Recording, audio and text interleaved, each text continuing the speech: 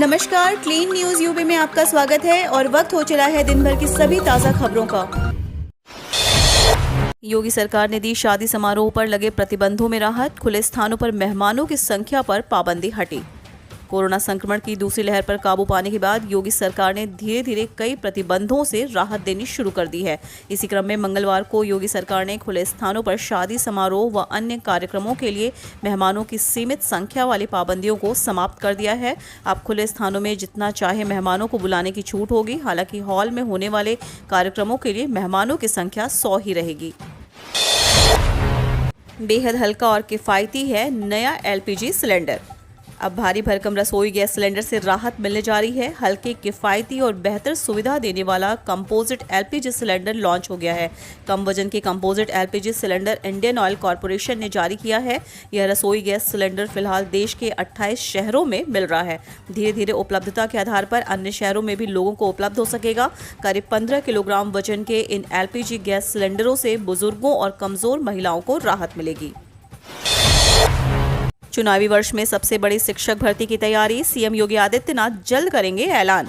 उत्तर प्रदेश सरकारी नौकरी का इंतजार कर रहे युवाओं के लिए जल्द खुशखबरी मिल सकती है। चुनावी वर्ष में योगी आदित्यनाथ सरकार शिक्षकों की अब तक की सबसे बड़ी भर्ती योजना लगभग तैयार कर चुकी है।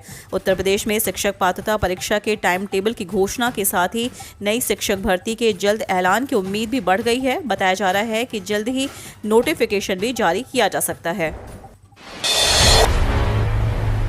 सीएम योगी आदित्यनाथ निर्भया एक पहल कार्यक्रम का किया शुभारंभ, 75,000 महिलाओं को मिलेगा लाभ। मुख्यमंत्री योगी आदित्यनाथ बुधवार 29 सितंबर को मिशन शक्ति के तहत निर्भया एक पहल कार्यक्रम का शुभारंभ किया। इस मौके पर सीएम योगी एक जनपद एक उत्पाद योजना का विशेष डाक टिकट और लिफाफा का भी विमोचन किया। मिशन शक्ति फेज 3 में निर्भया एक पहल कार्यक्रम के तहत उत्तर प्रदेश के सभी 75 जिलों में प्रति जनपद 1000 महिलाओं का 1 दिवसीय जागरूकता कार्यक्रम व 3 दिवसीय कौशल क्षमता विकास प्रशिक्षण संचालित किया जाएगा। इस दौरान 75,000 महिलाओं को लाभान्वित करने की योजना है। ओडीओपी उत्पाद के संबंध में भारतीय डाक विभाग के सहयोग से एक ही दिन व समय में प्रदेश के 75 विशेष लिफाफे जारी किए जाएंगे। यह सभी लिफाफे देश के विभिन्न डाकघरों में भेजे जाएंगे, जिससे प्रदेश के ओडीओपी उत्पादों को राष्ट्रीय स्तर पर पहचान मिलेगी। रेलवे के 2,500 कर्मचारियों की नौकरी पर छंटनी के बादल, जाने किस कैटेगरी के हैं ये कर्मचारी। पूर्वोत्तर रेलवे लखनऊ मंडल के 2,566 बुजुर्ग रेल कर्मियों की नौकरी पर संकट के बादल मंडराने लगे हैं। बोर्ड के फरमान पर रेलवे प्रशासन ने 30 वर्ष की नौकरी व 55 साल की आयु पूरी कर चुके रेल कर्मियों की छंटनी की प्रक्रिया शुरू कर दी है। हालांकि वार्षिक कार्य निष्पादन रिपोर्ट और कार्य व्यवहार की समीक्षा के बाद ही सेवानिवृत्ति दी जाएगी। फिलहाल लखनऊ मंडल प्रशासन ने समीक्षा के लिए समस्त विभागों को दिशा निर्देश जारी कर दिया है। इंजीनियरिंग विभाग ने 369 रेल कर्मियों को चिन्हित कर सूची तैयार करने के लिए सभी सहायक मंडल इंजीनियरों को पत्र लिख दिया है। सहारनपुर में 10 मीटर चौड़ा बनेगा विश्वविद्यालय का जनता मार्ग, 4 लेन से जोड़ने की संभावना। मां शाकंभरी देवी राज्य विश्वविद्यालय को जाने वाले जनता मार्ग को 10 मीटर चौड़ा कर 2 लेन में तब्दील किया जाएगा। अभी तक यह मार्ग 7 मीटर चौड़ा है। जनता मार्ग पर सहारनपुर जिला मुख्यालय से करीब 15 किलोमीटर दूर गांव पुआरका में बनने वाले मां शाकंभरी देवी राज्य विश्वविद्यालय के शिलान्यास की तैयारियां इन दिनों जोर शोर से चल रही हैं। कार्यक्रम में प्रधानमंत्री नरेंद्र मोदी के शामिल होने की संभावनाओं को देखते हुए 1 लाख लोगों की क्षमता का विशाल पंडाल और 5 हेलीपैड बनाने की तैयारी है। कानपुर 3 विधानसभाओं पर भाजपा की नजर। पिछले विधानसभा चुनाव 2017 में प्रचंड बहुमत के बाद भी भाजपा ने शहर से 3 सीटें हारी थीं, जिनमें से 2 जीत हुई सीटें भाजपा के हाथ से निकल गई थीं। कैंट और आर्यनगर विधानसभा से भाजपा 2012 में जीती थी, जबकि सीसामऊ से सपा के इरफान सोलंकी लगातार जीतते आ रहे हैं। हालांकि उनका अंतर 2017 में हर बार से काफी मामूली रहा था।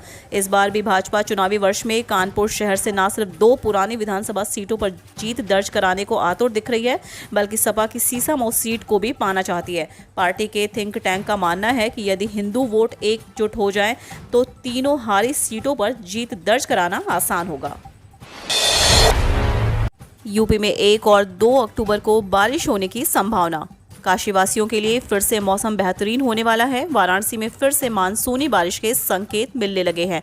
दक्षिणी बंगाल, उड़ीसा और आंध्र प्रदेश में बने निम्न दाब की वजह से यूपी के कई इलाकों में बारिश हो सकती है।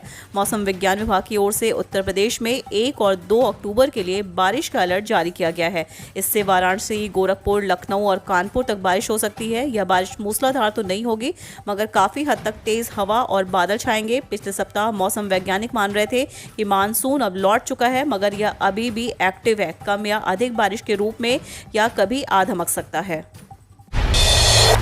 अब एसबीआई के वीकेयर डिपॉजिट स्कीम में 31 मार्च 2022 तक कर सकेंगे निवेश, मिलेगा ज्यादा ब्याज। स्टेट बैंक ऑफ इंडिया ने अपनी वीकेयर स्पेशल डिपॉजिट स्कीम को 31 मार्च 2022 तक के लिए बढ़ा दिया है। इससे पहले ये स्कीम 30 सितंबर को खत्म हो रही थी। इस स्कीम में वरिष्ठ नागरिकों को ज्यादा ब्याज मिलेगा।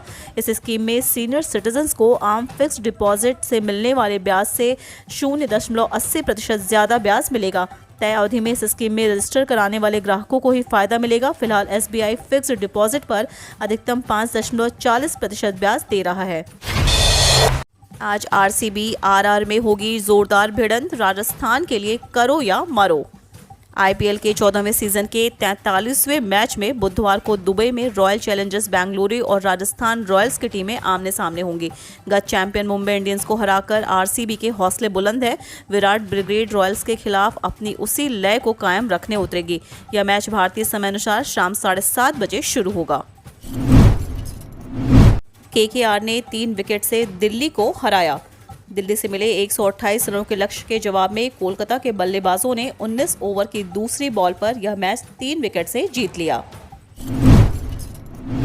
रोमांचक मुकाबले में मुंबई ने पंजाब को 6 विकेट से दी मात। हार्दिक पांड्या ने खेली शानदार पारी। पंजाब के लिए दिए 136 रनों के टारगेट को मुंबई की टीम ने 19 ओवर में 4 विकेट खोकर हासिल कर लिया। पांड्या ने छक्का जड़ टीम को जीत दिलाई। हम रोज ऐसी ही न्यूज लाते रहेंगे। यदि आपने अभी तक क्लीन न्यूज यूपी को सब्सक्राइब नहीं किया है तो फटाफट सब्सक्राइब कर ले, साथ ही बेल आइकन को दबा दे ताकि कोई भी अपडेट मिस ना हो।